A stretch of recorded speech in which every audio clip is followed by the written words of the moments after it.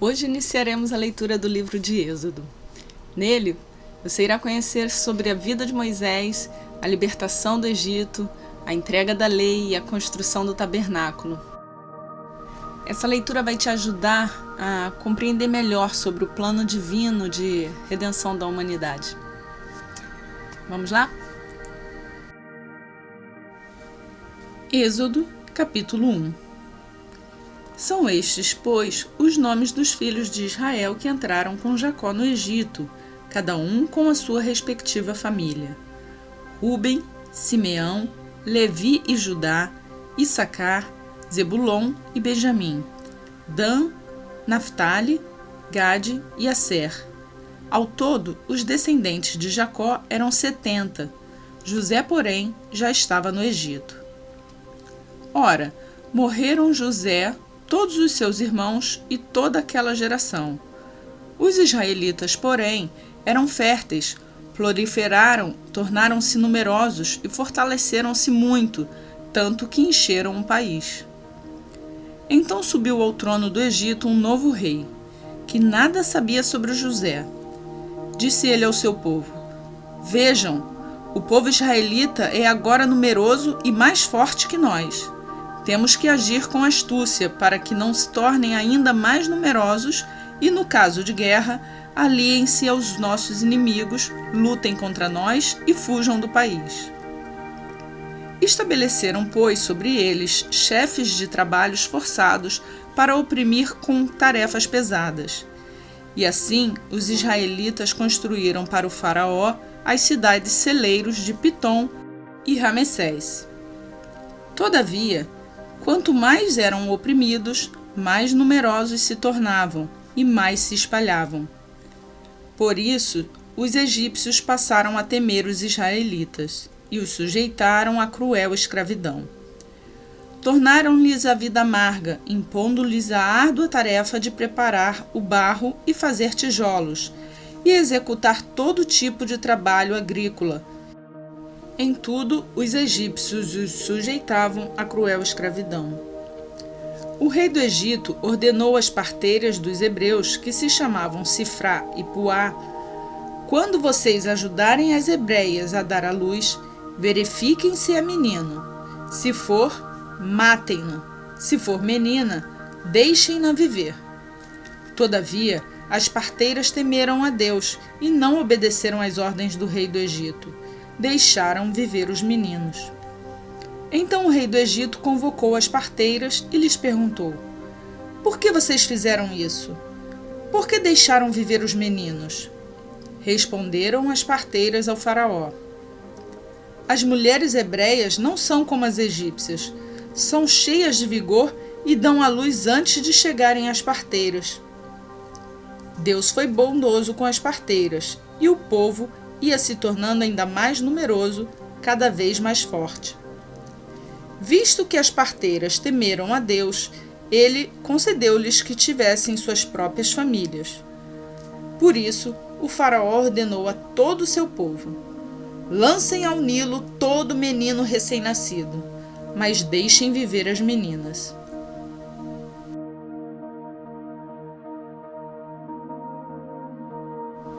Êxodo, capítulo 2.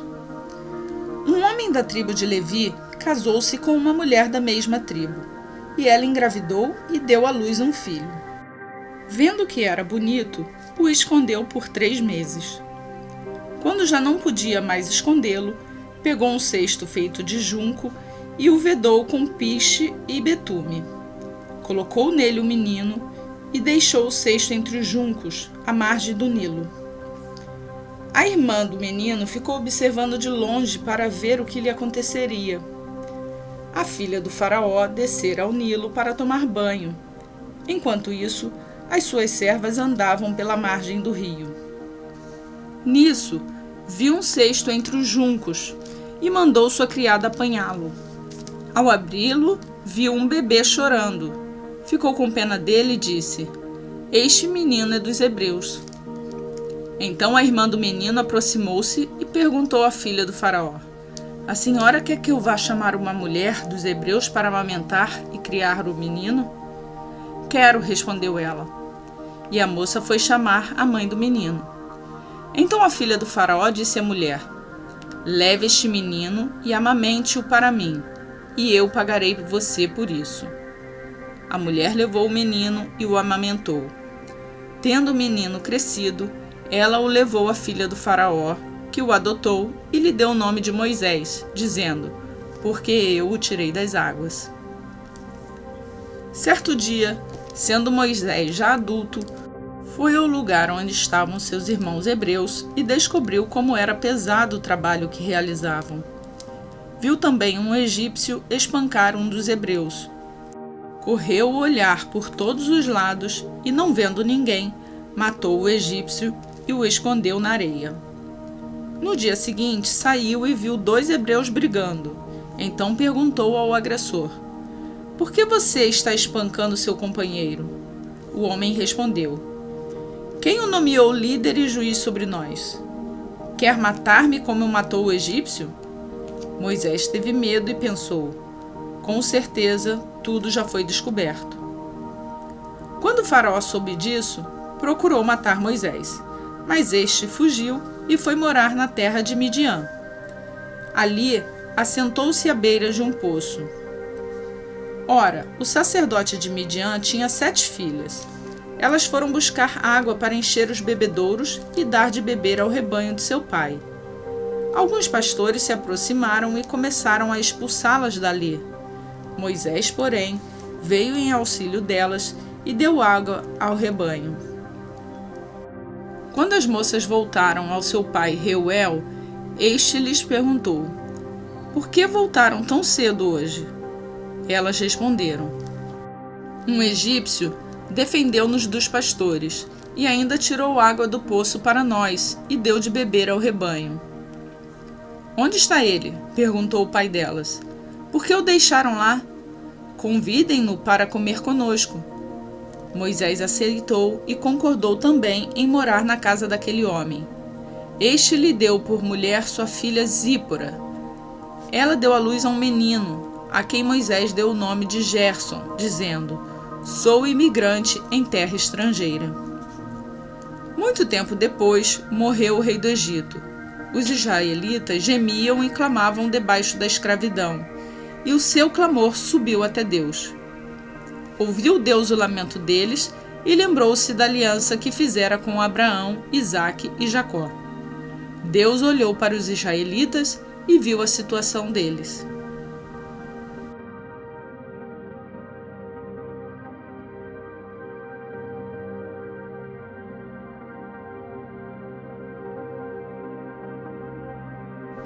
Mateus capítulo 26. Quando acabou de dizer essas coisas, Jesus disse aos seus discípulos: como vocês sabem, estamos a 2 dias da Páscoa, e o Filho do Homem será entregue para ser crucificado. Naquela ocasião, os chefes dos sacerdotes e os líderes religiosos do povo se reuniram no palácio do sumo sacerdote, cujo nome era Caifás, e juntos planejaram prender Jesus à traição e matá-lo. Mas diziam: não durante a festa, para que não haja tumulto entre o povo. Estando Jesus em Betânia, na casa de Simão, o leproso, aproximou-se dele uma mulher com um frasco de alabastro, contendo um perfume muito caro. Ela o derramou sobre a cabeça de Jesus quando ele se encontrava reclinado à mesa.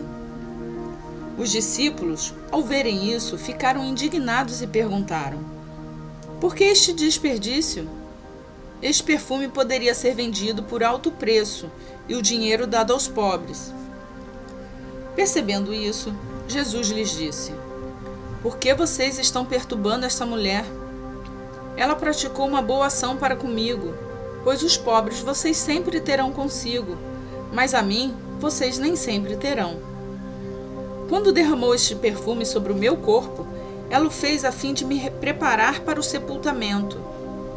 Eu asseguro que em qualquer lugar do mundo inteiro, onde este evangelho for anunciado, também o que ela fez será contado em sua memória. Então, um dos 12, chamado Judas Iscariotes, dirigiu-se ao chefe dos sacerdotes e lhes perguntou: O que me darão se eu o entregar a vocês? E fixaram-lhe o preço, 30 moedas de prata. Desse momento em diante, Judas passou a procurar uma oportunidade para entregá-lo.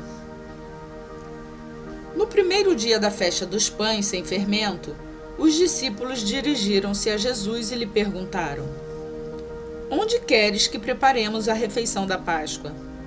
Ele respondeu dizendo que entrassem na cidade, procurassem um certo homem e lhe dissessem: O mestre diz: O meu tempo está próximo. Vou celebrar a Páscoa com os meus discípulos em sua casa. Os discípulos fizeram como Jesus os havia instruído e prepararam a Páscoa. Ao anoitecer, Jesus estava reclinado à mesa com os 12. Enquanto estavam comendo, ele disse: Digo que certamente um de vocês me trairá. Eles ficaram muito tristes e começaram a dizer-lhe, um após o outro: Com certeza não sou eu, Senhor. Afirmou Jesus: Aquele que comeu comigo do mesmo prato há de me trair.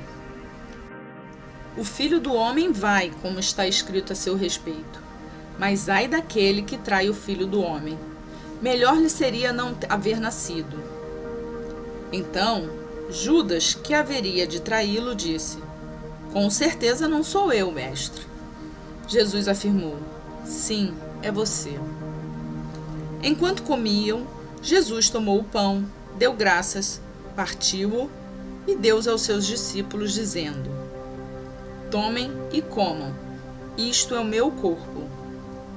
Em seguida tomou o cálice, deu graças e o ofereceu aos discípulos, dizendo: Bebam dele todos vocês. Isto é o meu sangue da aliança, que é derramado em favor de muitos para perdão de pecados. Eu digo que de agora em diante não beberei deste fruto da videira, até aquele dia em que beberei o vinho novo com vocês no reino de meu Pai. Depois de terem cantado um hino, saíram para o Monte das Oliveiras. Então Jesus lhes disse: Ainda esta noite, todos vocês me abandonarão, pois está escrito: Ferirei o pastor, e as ovelhas do rebanho serão dispersas. Mas depois de ressuscitar, irei adiante de vocês para a Galiléia. Pedro respondeu: Ainda que todos te abandonem, eu nunca te abandonarei. Respondeu Jesus: Asseguro que ainda esta noite, antes que o galo cante, 3 vezes você me negará. Mas Pedro declarou: Mesmo que seja preciso que eu morra contigo, nunca te negarei. E todos os outros discípulos disseram o mesmo. Então Jesus foi com seus discípulos para um lugar chamado Getsêmani e lhes disse: Sentem-se aqui enquanto vou ali orar. Levando consigo Pedro e os 2 filhos de Zebedeu, começou a entristecer-se e a angustiar-se. Disse-lhes então: A minha alma está profundamente triste, numa tristeza mortal. Fiquem aqui e vigiem comigo. Indo um pouco mais adiante, prostou-se com o rosto em terra e orou: Meu Pai, se for possível, afasta de mim esse cálice. Contudo, não seja como eu quero, mas sim como tu queres. Depois voltou aos seus discípulos e os encontrou dormindo. Vocês não puderam vigiar comigo nem por 1 hora? Perguntou ele a Pedro. Vigiem e orem para que não caiam em tentação. O espírito está pronto, mas a carne é fraca. E retirou-se outra vez para orar. Meu Pai, se não for possível afastar de mim este cálice sem que eu o beba, faça-se a tua vontade. Quando voltou de novo, os encontrou dormindo, porque seus olhos estavam pesados. Então os deixou novamente e orou pela 3ª vez, dizendo as mesmas palavras. Depois voltou aos discípulos e lhes disse: Vocês ainda dormem e descansam? Chegou a hora. Eis que o Filho do Homem está sendo entregue nas mãos dos pecadores. Levantem-se e vamos. Aí vem aquele que me trai. Enquanto ele ainda falava, chegou Judas, um dos 12. Com ele estava uma grande multidão armada de espadas e varas, enviada pelos chefes dos sacerdotes e líderes religiosos do povo. O traidor havia combinado um sinal com eles, dizendo-lhes: aquele a quem eu saudar com um beijo é ele, prendam-no. Dirigindo-se imediatamente a Jesus, Judas disse: salve, mestre, e o beijou. Jesus perguntou: amigo, o que o traz? Então os homens se aproximaram, agarraram Jesus e o prenderam. Um dos que estavam com Jesus, estendendo a mão, puxou a espada e feriu o servo do sumo sacerdote, decepando-lhe a orelha. Disse-lhe Jesus: guarde a espada, pois todos os que empunham a espada, pela espada morrerão. Você acha que eu não posso pedir a meu Pai, e ele não colocaria imediatamente à minha disposição mais de 12 legiões de anjos? Como então se cumpririam as Escrituras que dizem que as coisas deveriam acontecer desta forma? Naquela hora, Jesus disse à multidão: estou eu chefiando alguma rebelião para que vocês venham prender-me com espadas e varas? Todos os dias eu estive ensinando no templo e vocês não me prenderam. Mas tudo isso aconteceu para que se cumprissem as Escrituras dos profetas. Então, todos os discípulos o abandonaram e fugiram. Os que prenderam Jesus o levaram a Caifás, o sumo sacerdote, em cuja casa se haviam reunidos os mestres da lei e os líderes religiosos. E Pedro seguiu de longe até o pátio do sumo sacerdote, entrou e sentou-se com os guardas para ver o que aconteceria.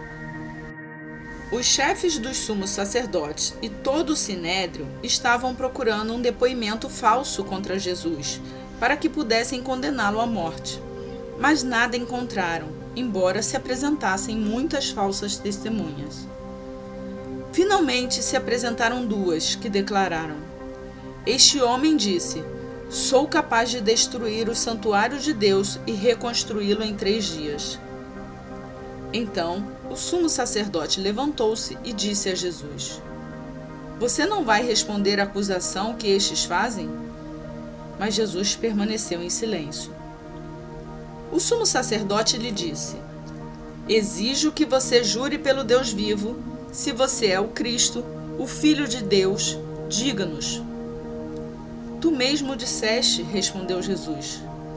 Mas eu digo a todos vós: chegará o dia em que vereis o Filho do Homem assentado à direita do Poderoso e vindo sobre as nuvens do céu. Foi quando o sumo sacerdote rasgou as próprias vestes e disse: blasfemou! Por que precisamos de mais testemunhas? Vocês acabaram de ouvir a blasfêmia? O que acham? É réu de morte, responderam eles. Então alguns lhe cuspiram no rosto e lhe deram murros. Outros lhe davam tapas e diziam: profetize-nos, Cristo. Quem foi que bateu em você? Pedro estava sentado no pátio e uma criada, aproximando-se dele, disse: você também estava com Jesus, o Galileu. Mas ele negou diante de todos, dizendo: não sei do que você está falando. Depois saiu em direção à porta, onde outra criada ouviu e disse aos que estavam ali: este homem estava com Jesus, o Nazareno. E ele, jurando, o negou outra vez: não conheço este homem. Pouco tempo depois, os que estavam ali chegaram a Pedro e disseram: certamente você é um deles. O seu modo de falar o denuncia. Aí ele começou a lançar maldições e a jurar: não conheço este homem. Imediatamente um galo cantou. Então Pedro lembrou-se da palavra que Jesus tinha dito: antes que o galo cante, você me negará 3 vezes. E saindo dali, chorou amargamente.